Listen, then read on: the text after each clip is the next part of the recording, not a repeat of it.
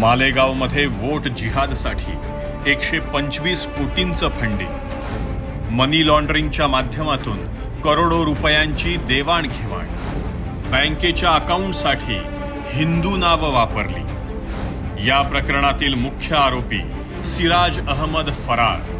मुंबई, मालेगाव, नाशिक, अहमदाबाद येथे 37 अकाउंट्समध्ये पैसे पाठवले गेले।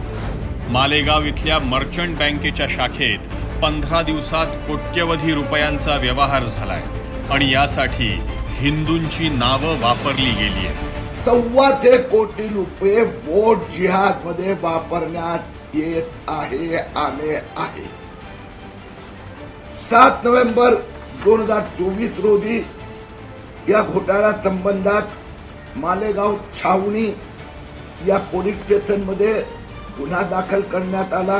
लोकसभेवेळी धुळे आणि मालेगाव मतदारसंघात वोट जिहादचे फतवे निघाले। आता विधानसभेवेळी सुद्धा फतवे निघाले, पण आता मतदानासाठी पैसा सुद्धा पोहोचवला जातोय हे समोर आलंय।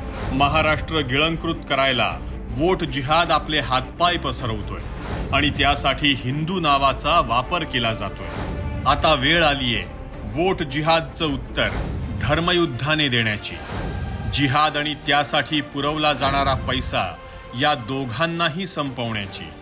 जागे व्हा, या धर्मयुद्धासाठी आपलं योगदान द्या, कारण ही लढाई आहे हिंदुत्वाच्या अस्तित्वाची।